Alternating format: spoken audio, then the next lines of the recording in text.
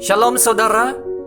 Sekarang kita lihat sifat keilahian Yesus, yaitu Yesus menjawab doa. Dalam Injil Yohanes 14 ayat yang ke-14, Yesus berkata begini, "Jika kamu meminta sesuatu kepadaku dalam namaku, aku akan melakukannya." Inilah janji daripada Yesus. Ya, untuk membuktikan Yesus adalah Tuhan dari ayat ini, kita tanyalah soalan ini. Apakah sifat yang Yesus perlu ada supaya ia dapat mendengar semua doa dari semua orang setiap masa dan melakukannya? Bermaksud, Yesus tidak boleh tidur dan harus mendengar doa dari semua orang, dari utara, selatan, timur, barat. Ya, dan bukan saja dengar doa, tapi harus juga faham bahasa doa mereka. Itu bahasa Jepun, bahasa Korea, annyeonghaseyo. Tuhan Yesus tahu itu. Dan bahasa Spanyol, bahasa Arab, bahasa Perancis, dan bahasa Meksiko, dan sebagainya. Dan bukan saja mendengar doa-doa kita, tetapi juga harus melakukannya. Maka, apakah sifat-sifat yang Yesus perlu ada supaya ia dapat menggenapi janji ini? Ya, Maha Tahu, Maha Kuasa, dan Maha Hadir. Maka dengan janjinya menjawab doa, Yesus dapat membuktikan bahwa Yesus adalah Tuhan. Sebab Yesus harus menjadi Maha Tahu, Maha Kuasa, dan Maha Hadir untuk menggenapi janjinya menjawab doa. Sifat ilahi yang seterusnya ialah Yesus adalah pencipta. Mencipta di sini bukan sekadar mencipta benda-benda biasa, tetapi mencipta seluruh alam. Ya, di dalam perjanjian lama yang menciptakan seluruh alam semesta, langit dan bumi adalah Allah. Tetapi di dalam perjanjian baru dikatakan bahwa segala sesuatu diciptakan melalui Yesus, oleh Yesus, dan untuk Yesus. Contohnya dalam Yohanes 1 ayat 3. Segala sesuatu dijadikan oleh Dia, yaitu Yesus, dan tanpa Dia tidak ada sesuatu pun yang telah jadi dari segala yang telah dijadikan.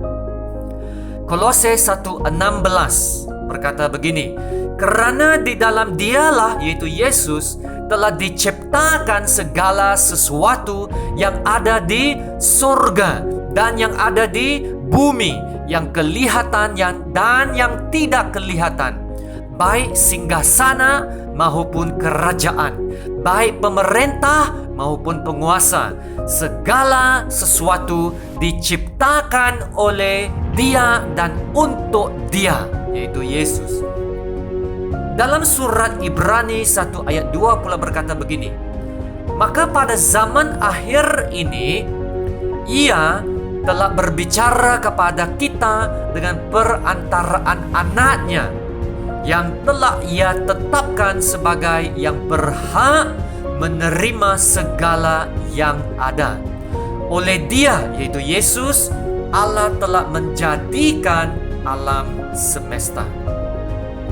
Ayat-ayat ini ditulis oleh 3 penulis yang berbeza, dan mereka sangat percaya Yesus adalah pencipta segala sesuatu. Maka ini sangat membuktikan Yesus adalah Tuhan, bukan manusia biasa. Karena manusia biasa tidak boleh mencipta langit baru dan bumi baru. Nah, sifat seterusnya ialah Yesus tidak berdosa. Nah, semua manusia pasti telah berbuat dosa. Sejak manusia pertama, yaitu Adam, dan semua nabi-nabi dan orang-orang yang ternama, orang biasa, semuanya adalah orang yang berdosa. Karena surat Roma 3:23 berkata, karena semua orang telah berbuat dosa dan telah kehilangan kemuliaan Allah. Surat Efesus 2 ayat 3 berkata, pada dasarnya kami adalah orang-orang yang harus dimurkai. Tapi dalam Alkitab mencatat bahwa Yesus tidak berdosa. Dalam Injil Lukas 23 ayat 4, maka kata Pilatus kepada imam-imam kepala dan orang banyak itu, saya tidak mendapat satu kesalahan pun pada orang ini untuk menghukum dia, yaitu Yesus. Dalam Lukas 23 ayat 47, ketika perwira pasukan melihat apa yang sudah terjadi, ia memuji Allah. Lalu ia berkata, sungguh dia tidak bersalah. Ya, Yesus tidak bersalah. Dalam Injil Lukas 23 ayat 41 berkata begini, ada dua penjahat di atas kayu salib itu, dan satu daripada penjahat itu berkata, hanya hukuman kita berdua memang setimpal dengan perbuatan kita, tetapi dia, yaitu Yesus, sama sekali tidak bersalah. Nah, perhatikan 3 ayat ini.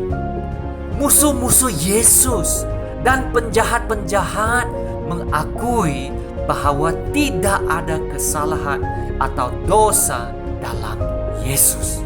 Wow. Dan tambah lagi dalam 2 Korintus pasal 5 ayat 21. Paulus berkata, Kristus tidak berdosa, tetapi Allah membuat dia menanggung dosa kita. Dalam surah Ibrani pula dalam pasal 4 ayat 15, Yesus itu sudah dicobai dalam segala hal sama seperti kita sendiri, hanya ia tidak berbuat dosa. Dalam surah 1 Yohanes 3 ayat 5 berkata begini, kalian tahu bahwa Kristus datang untuk menghapuskan dosa-dosa manusia, dan bahwa tidak ada dosa dalam dirinya. Pernahkah Anda dengar seorang yang tak pernah berdosa? Tidak kan? Ya. Begitu juga tak pernah Anda dengar ada orang yang memberi komen atau bersaksi tentang orang lain bahwa orang itu tidak berdosa. Ya, sememangnya kita semua telah berdosa dan harus meminta ampun dari Tuhan. Tetapi Yesus tidak berdosa.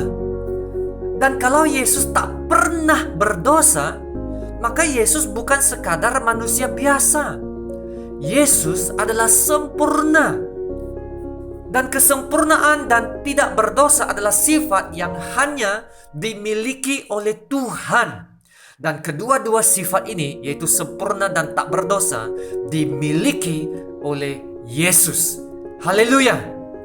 Sesungguhnya kita boleh bersorak dan mengistiharkan Yesus adalah luar biasa.